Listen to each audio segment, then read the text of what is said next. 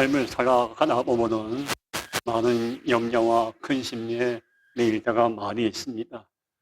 지금 보시는 사진을 보시면 알겠지만은 많은 사람들이 근심하고 염려하고 삶의 문제 때문에 마음에 고통 가운데 있는 이들이 참 많이 있습니다. 그런데 우리가 염려하고 근심하고 걱정한다고 문제가 해결되는 건 아닙니다. 오늘 마태복음 6장 27절에도 너희 중에 누가 염려함으로 그 길을 한 자로 더할 수 있겠느냐. 염려한다고 키가 자라는 것도 아니고 염려한다고 갑자기 물질의 문제가 해결되는 거 아닙니다. 내가 염려한다고 내 마음에 모든 문제가 풀어지고 해결되는 것도 아니에요. 염려는 하면 할수록 우리의 마음을 짓누르고 마음을 힘들게 합니다. 근데 가만히 보면은 이 염려, 근심, 걱정, 불안은 하나님이 주시는 감정이 아니에요. 사탄 마귀가 우리에게 주는 악한 감정이에요. 사탄은 우리에게 계속 끊임없이 염려하게 하고 불안한 마음을 갖게 하고 또 조그만 일을 만나도 근심에 빠지게 만듭니다. 근데 하나님이 주시는 감정은 평안과 위로거든요. 하나님은 우리가 사탄이 주는 감정에 매여서 지나치게 근심에 매여 무너지는 삶을 원하지 않습니다. 그래서 우리는 내 마음에 근심과 염려가 임할 때 사탄이 주는 생각이라고 생각을 하면서 예수의 이름으로 물리칠 수 있어야 돼요. 근데 우리가 또 한번 생각해 볼 것은 우리 참 많은 거 가지고 염려하고 근심하는데 진정 우리가 염려하고 마음 아파야 할 것이 무엇이 있을까? 그것은 반드시 우리가 먼저 마음 아파하고 염려할 것은 예수님의 사랑을 품고 사랑을 나누지 못하는 내 모습을 보고 마음 아파할 수 있어야 합니다. 요한복음 13장 34절 보면은 새 계명을 너희에게 주노니 서로 사랑하라. 내가 너희에게를 사랑한 것 같이 너희도 서로 사랑하라 그랬어요. 예수님은 말씀만 사랑하라고 하지 않고 사랑을 실천했고 많은 자에게 사랑의 파장을 일으켰어요. 나누고 베풀고 모든 자를 끌어안고 품어주셨어요.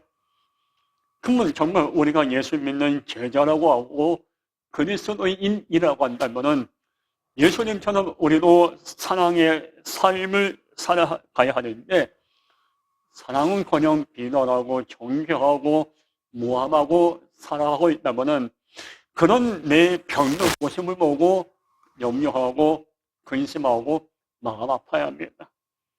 통장에 잔액이 떨어졌다고 마음 아파하고 애들 대학 시험에 떨어졌다고 근심하고 남편이 돈을 적게 벌어온다고 마음 아파하는 것이 아니라 정말 우리가 예수의 사랑으로 무장해 있지 못하는 나의 부끄러운 모습을 보고 마음 아파야 해요. 사랑의 파장을 일으키지 못하는 나의 모습, 성숙하지 못한 내 모습, 어린아이 신앙에 머물러 있는 내 모습을 보고 우리는 정말 마음 아파야 합니다. 그리스도의 향기가 되지 못하고 가시가 되어서 많은 자에게 눈물 나게 하고 있는 내 모습을 보고 마음 아파할 수 있고 내가 언제까지 이런 삶을 살아야 할 것인가 이걸 가지고 염려하고 근심할 수 있어야 돼요. 여러분 또 우리가 한번 생각해 볼 것은 그럼 우리가 왜 염려에 빠질까? 왜 근심에 빠질까? 여러 가지 이유가 있겠지만은 믿음이 흔들릴 때 염려에 빠지는 것입니다. 하나님의 사람들입니다.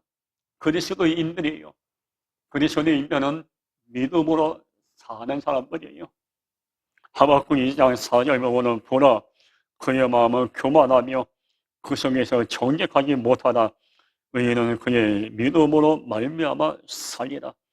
의인은 믿음으로 말미암아 살리라. 의인이 누구예요? 하나님의 사람이에요. 그리스도인이에요. 그리스도인은 믿음으로 사는 거예요.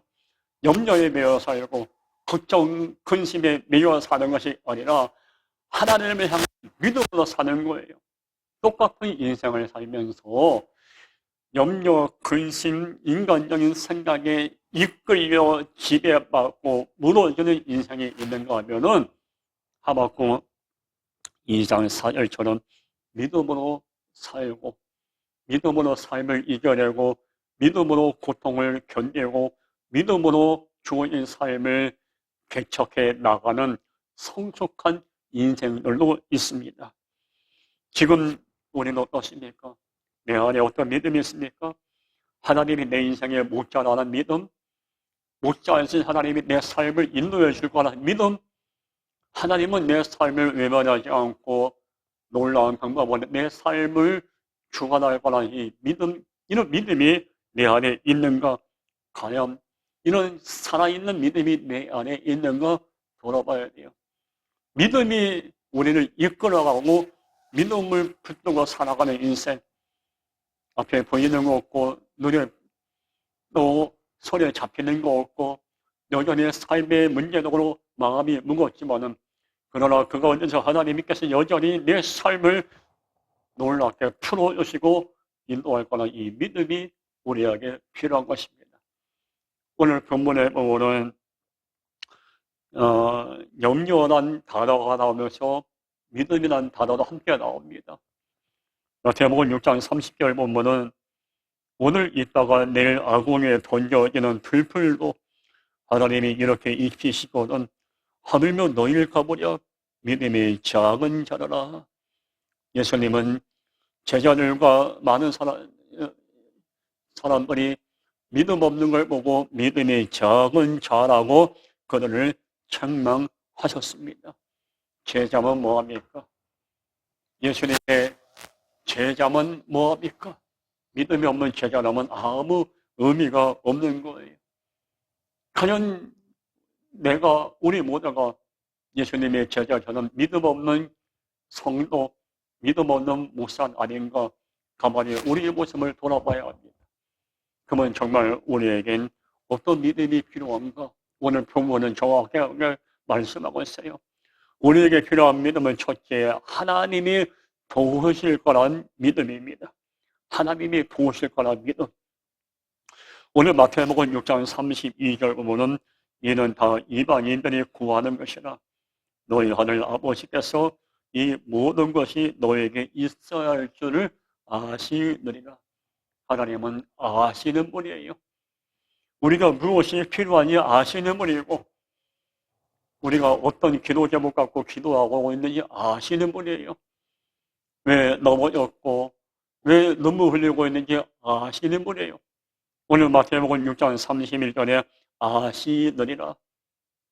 우리가 풀어야 할 과제가 뭔지 아시고 우리 마음에 어떤 삶의 아픔이 있는지 아시는 분이에요. 근데 하나님은 아시는 걸로만 끝나는 것이 아니라 그 삶의 문제를 풀어주고 해결하시고 넘어갈 수 있도록 또 도움을 주시는 분이에요. 우리는 하나님의 도움이 아니고는 아무것도 할 수 없는 연약한 존재들입니다. 하나님의 도움이 있어야만이 이 험한 세상을 이겨낼 수가 있고 견딜 수가 있는 거예요. 하나님의 도움이 없이는 아무것도 할 수 없어요. 오늘 우리의 모습을 가만히 돌아보십시오. 정말 하나님의 도우심으로 이 삶을 살아가고 있는가? 마태복음 시편 43편 5절에 내 영혼아 네가 어찌하여 낙심하며 어찌하여 내 성에서 불안해야 하는가? 너는 하나님께 소망을 두라. 그가 나타나 도우심으로 말미암아 라는 말씀이세요. 시편의 저자도 낙심하고 불안할 수밖에 없을 때 하나님이 내게 나타나셔서 나를 도울 거란 믿음이 있었어요. 그가 나타나 도우심으로 시편 43편 5절 그가 나타나 도우심으로 우리 하나님은 염려뿐만 아니라 수많은 삶의 문제로 허덕이는 인생인들에게 찾아오시고 나타나셔서 생각을 뛰어넘어서 우리에게 도움의 손길을 허락하시는 분이십니다. 저는 작년에 9월에 개척을 하고 1년 동안 지나오면서 정말 하나님의 도우심을 많이 받았습니다. 하나님의 도우심이 계셨기에 오늘도 내게 간증할 수 있고 설교할 수가 있고 이렇게 사역을 감당할 수 있게 된 겁니다. 다니엘 기도회 지금 하고 있는데 지난 9월 달에 다니엘 기도를 앞두고 제가 참 기도 많이 했습니다. 다니엘 기도를 하기 위해서는 대형 테레비 모니터가 있어야 되고 또 컴퓨터가 있어야 되고 교회 인터넷이 설치가 되어야 합니다. 근데 지난 9월 달에 우리 교회는 이 세 가지가 다 조건이 갖춰지지 않았어요. 먼저 저는 테레비는 고장나서 소리비가 꽤 많이 나와서 고칠 수 없는 상황이었고 컴퓨터도 없고 인터넷은 설치도 안 돼 있고 인간적인 계산으로는 다니엘 기도를 할 수 있는 여건, 조건은 안 됐어요.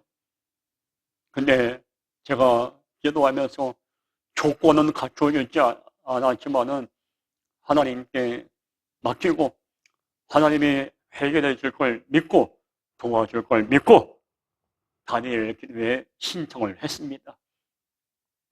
다니엘 기도에 신청을 하고 난 이후에 기도하면서 하나님 다니엘 기도할 수 있도록 은혜를 베풀고 도와주옵소서.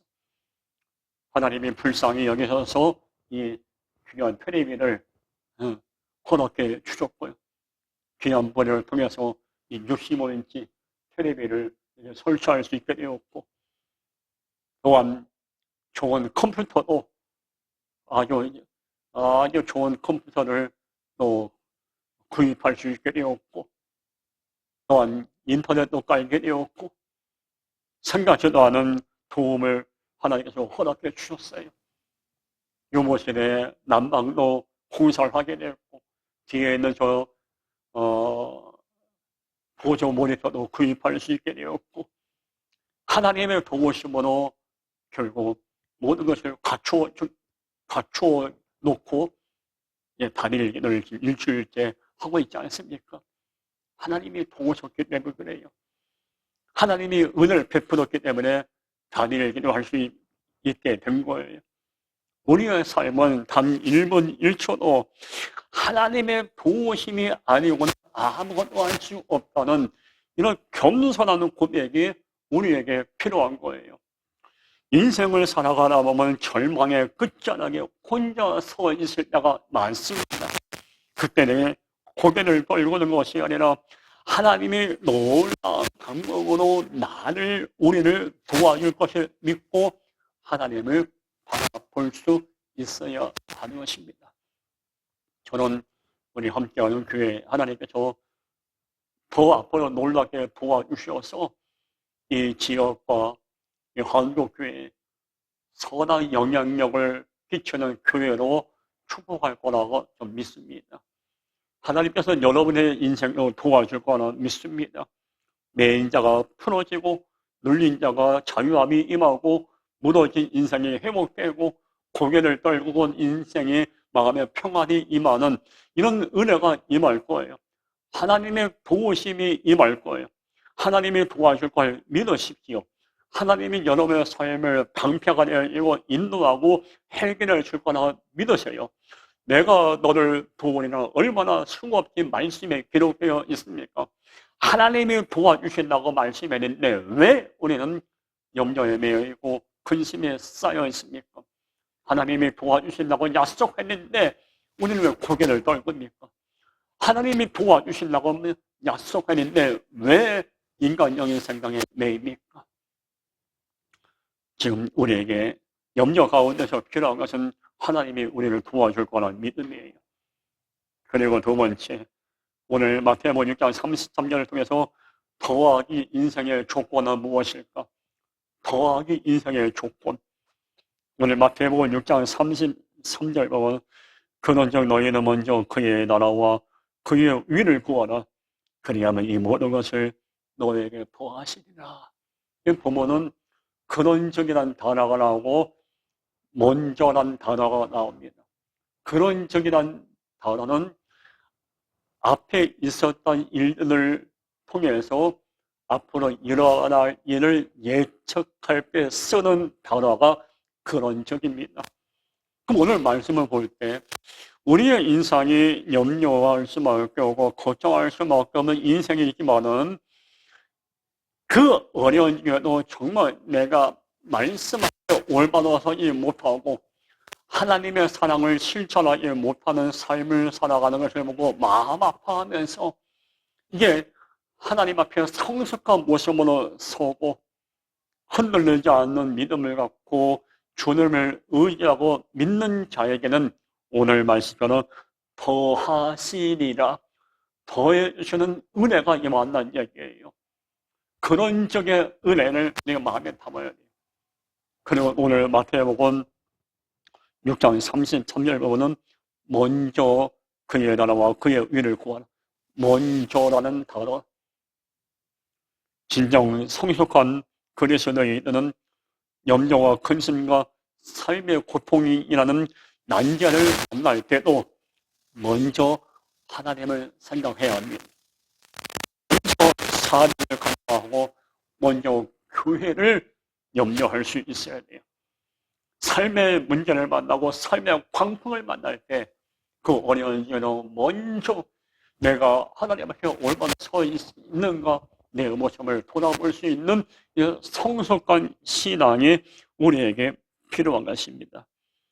염려와 문제를 해결하는 것을 삶의 우선순위로 두는 것이 아니라 어려운 중에도 흔들림 없는 신앙을 달라고 기도하면서 그런 삶을 살아갈 수 있는 성숙한 삶이 우리에게 필요한 것입니다.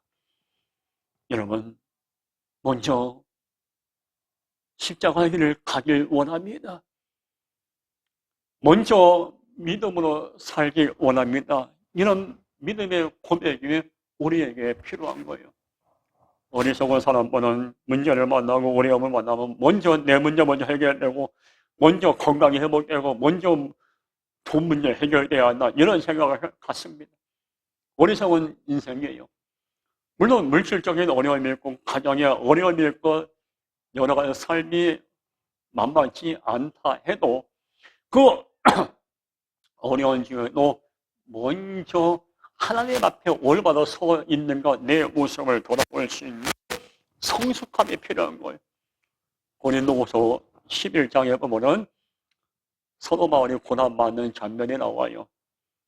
고린도후서 11장 24절부터 28절까지 보면은 헐벗고 고난 나오고 또한 뱀에 물려 죽을 뻔도 하고 배를 타고 가다가 파손되어 죽음의 고비를 만나고 모함을 당하고 배신당하고 사도 바울의 모습이 기록되어 있어요.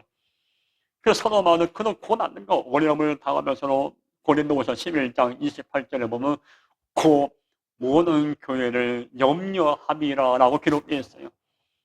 바울은 헐벗고 있을 때 먼저 어떻게 하면 내 배고픈 걸 해결할까 생각하지 않았어요.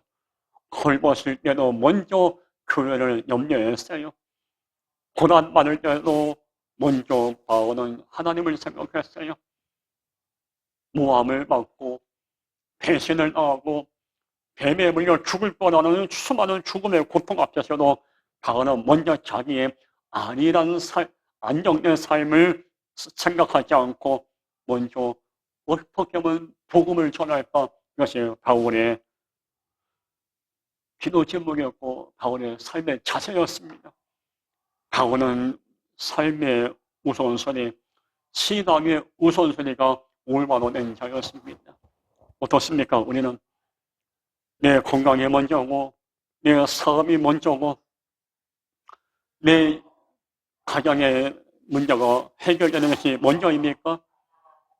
진정 우리가 무엇이 먼저가 되어야 합니까? 우리 신앙의 하나의 우선순위는 무엇입니까?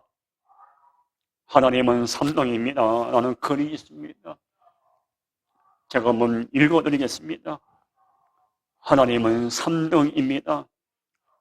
1등은 하고 싶은 일, 2등은 해야 할 일, 3등은 하나님을 만나는 일, 하고 싶은 일 다 하고 해야 할 일도 다 마치고 그 후에 여유가 있으면 하나님을 만납니다.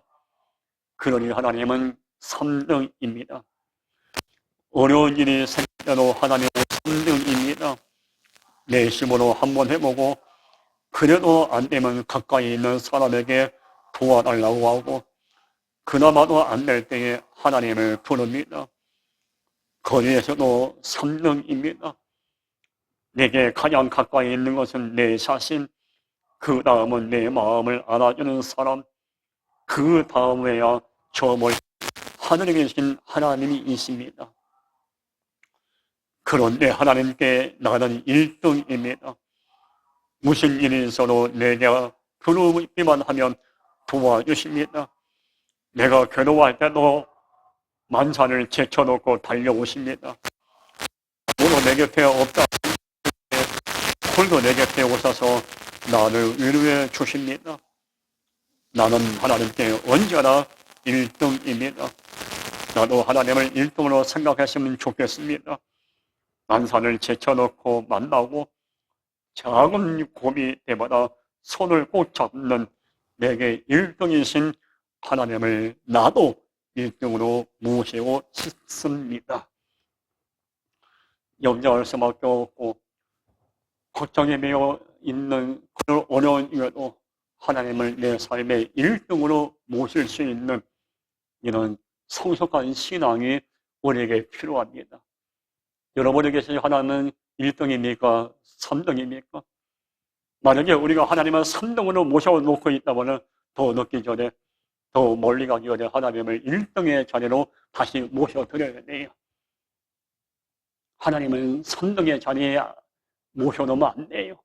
내 삶의 1등의 자리에 모셔놓고 모든 찬양과 모든 영광을 하나님께 올려드려야 돼요. 그런데 목사면서도 신앙생활을 오래 한 장로 권사면서도 여전히 하나님을 3등, 4등 꼴찌로 몰아세워놓고 돈과 권력과 육신영역을 1등으로 놓고 사는 사람들이 얼마나 많습니까? 이게 다 제 경우였어.